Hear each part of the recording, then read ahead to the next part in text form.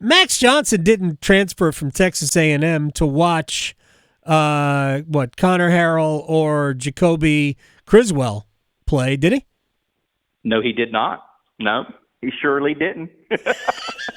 So I'm assuming it'll be Max Johnson, but they're being quite coy over in Chapel Hill. Do you think it will be Max Johnson?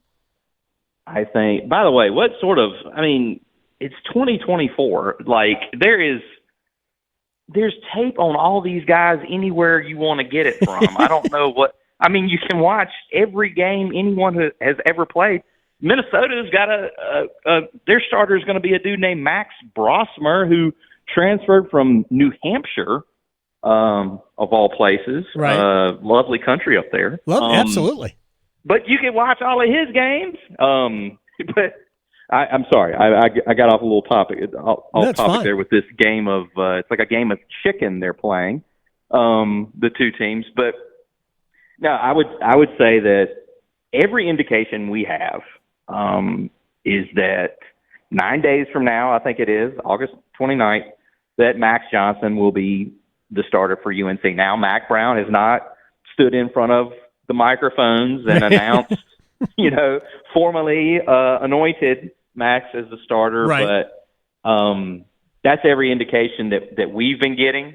UNC scrimmaged on Saturday at Kenan Stadium, and it was kind of an interesting deal where it was closed to people like me who carry around a legal pad and take notes. But if you were a bigwig donor or a parent, if you had a certain status, you could go in there and watch the scrimmage. And what we have heard, we've reported a little bit of it, but Max had a good day. Some people around the program think that he sealed the deal on Saturday. And I know that Connor threw 2 interceptions on Saturday.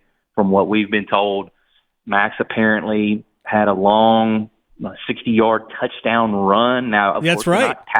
You're not tackling these quarterbacks. You got to touch them. So it sounds like he didn't get touched on the play. Like I said, some people around the program, they think that sort of locked it up for Max. And from what we've seen, I feel like Connor has had some interception problems during training camp from what we've seen. But Max certainly has the experience too. I mean, this is a guy who's been around the block. LSU, Texas A&M, son of Brad Johnson. So that's who I would expect. Max has said, we'll find out when whoever trots out there next Thursday night. So, but this is what we talked. It was earlier this month. I said that would be my guess. Yeah. I'm sticking to the Max Johnson guns on this one, AG. Yeah, it's funny. We spoke to both Max and Connor down at ACC Football Kickoff. Max, comes off as, certainly not arrogant, but confident in who he is. He's got 22 starts in the SEC, so he's got an opportunity here at UNC in the draft of Drake May to kind of step in and I think make a mark for this team. In that game against Minnesota, it's a big game for UNC, and it's a big game for the Atlantic Coast Conference. Good thing is he can turn around and hand it to Omarion Hampton 20 some odd times, and there aren't a lot of quarterbacks in college football that get to do that. That's a plus. And I would say I don't know, maybe caution. I don't know how rabid UNC fans are for this football season. I would say that to me, this quarterback competition is a competition to get to the opener. I don't think that you're never going to see another quarterback the rest of the season. I think it's a race to get to earn the starting job for the opener, and then from there, let's say it's Max Johnson. He has to keep the thing. I would say. I don't think they're going to hesitate to possibly try a change up there. If they're not getting what they want out of Max. But yeah, Amarian Hampton, pretty nice. Yeah. Pretty nice. Somebody to have in the backfield. Led the ACC in rushing last year, 5th in the nation. As I have said many times to you, the man has no fat on him. Right. He is just the guy is put together, and He looks good. Now, that offensive line has lost 4 starters. Yeah. And they're going to have people starting that have never started college games. So I don't know. It'll be interesting to see. Can Omarion Hampton lead the ACC in rushing again? I don't know. He had Drake May at quarterback doing a lot of great Drake May things. He had a lot of weapons around him. You've got to think on the most fundamental, basic level, other defenses are going to be keying in to stop Omarion Hampton. So I don't think, he's no secret. But as we've talked about, he's got 2,000 yards as a goal for this season. I mean, that's pretty dang lofty. No one's ever done it at UNC. whether it's 2,000 yards rushing or maybe combined rushing and receiving, because I know when we talked to him at Operation, I was just kind of goofing around with different things. Asked him who a running back was that he watched. He talked about Marshawn Lynch being somebody that he loved to watch, growing up. And honestly, that's a guy that you just can't tackle, but he was not necessarily a great receiver. But then he mentioned Christian McCaffrey.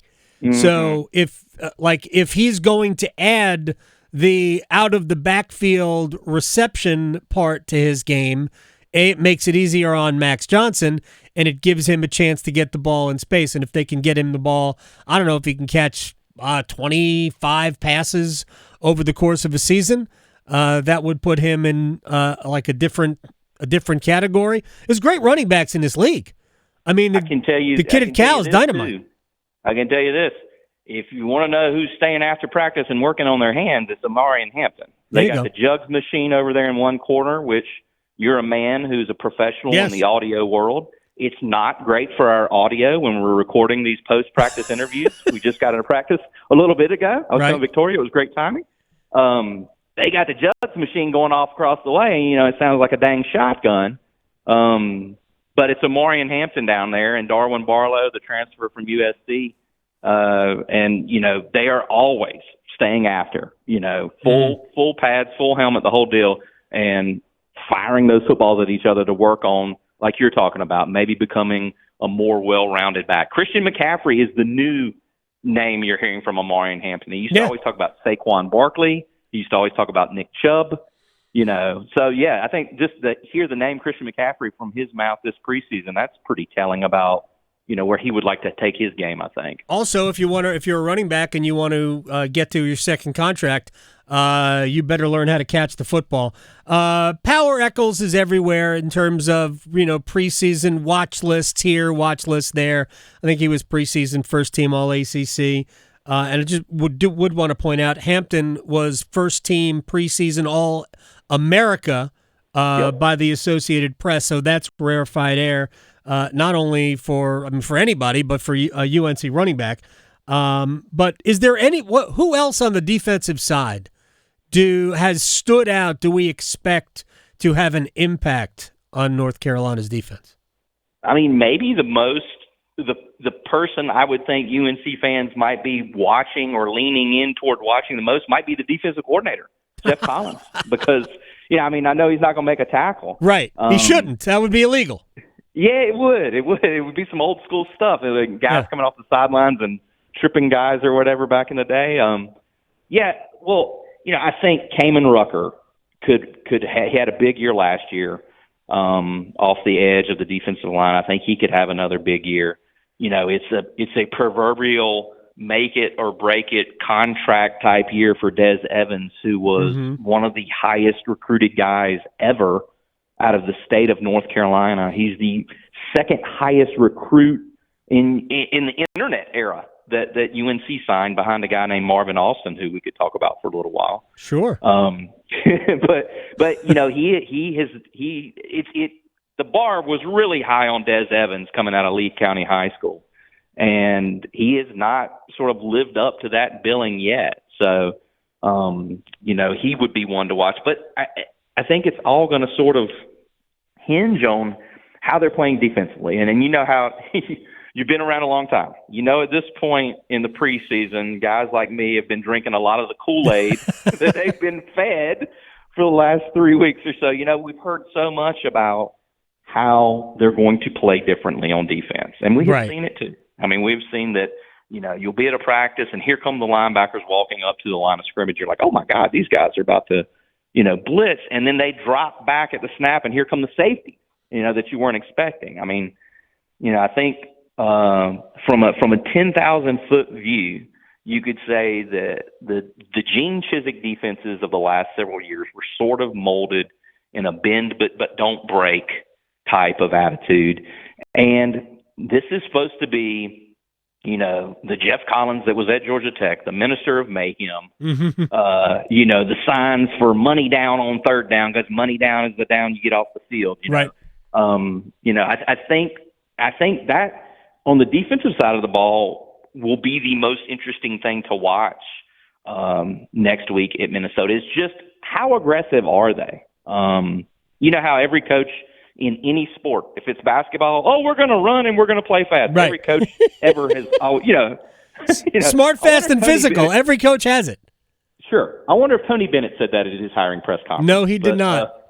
No. But you know how it is. You hear this. And right. So we'll see to what degree, this aggressiveness, this aggressive style that they play. I think they're really deep in the secondary to where they could hold up if they want to play the press coverage on the outside right. and turn it loose with some of the other guys. They are very thin at linebacker, but that's it. Again, if they rise to a level where they're average on defense, to where it's a passable defense, that's an improvement over the last couple of years. That is true.